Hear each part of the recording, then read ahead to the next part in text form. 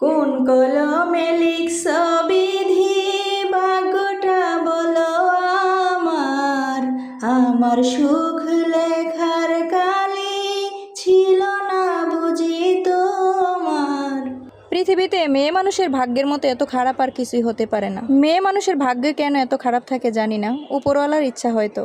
মেয়েদের সুখ আসলে কোথায় লেখা থাকে জানা নাই। মেয়ে মানুষ তখনই সুখী যদি তার স্বামী ভালো হয়। একটা মেয়ে তার স্বামীর বাড়িতে এসে যদি রাজরানীও হতে নাও পারে, কিন্তু তার বাপের বাড়িতে সে একসময় রাজরানী হয়ে থাকে। যে মেয়েটা তার বাপের বাড়িতে আনন্দে উল্লাসে আহ্লাদে বড় হয়েছে, সেই মেয়েটাই কোনো এক সময় তার স্বামীর বাড়িতে এসে নিশ্চুপ হয়ে যায় কিছু ঘটনার কারণে। তবুও মেনে নেয় স্বামীর সংসারের সবাইকে।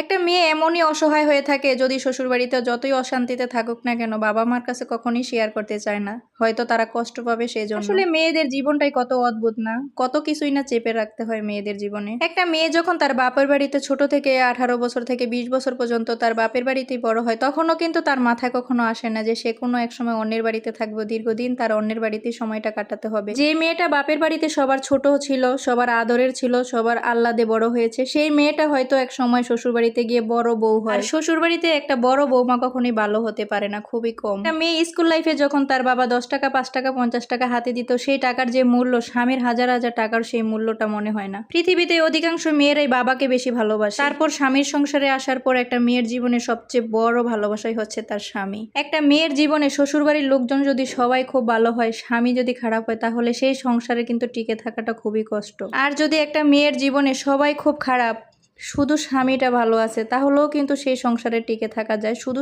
স্বামীর সাপোর্টের কারণে। কিছু কিছু দাম্পত্য জীবন আছে এরকম, বাবা মার জন্য নিজের স্ত্রীকে ভালোবাসতে পারে না, আবার স্ত্রীর জন্য বাবা মাকে পারে না। কিন্তু আমার কথা হলো, স্ত্রীকে স্ত্রীর ভালোবাসা দেন, বাবা মাকে বাবার মারটা দেন।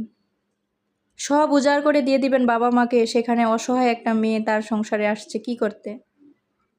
এটাও কিন্তু একটা অন্যায়। আসলে একটা মেয়ে মানুষ শুধু স্বামীর উপর ভরসা করে থাকে। একটা মেয়ে মানুষ তার স্বামীর সংসারে যত লাঞ্ছনা হোক, যত যন্ত্রণাই হোক কেন, তার পরও পড়ে থাকে জানেন? তার সন্তানদের জন্য। একটা মেয়ে শুধু তার সন্তানদের জন্য অনেক কষ্ট সহ্য করে হলেও তার স্বামীর সংসারে থাকে।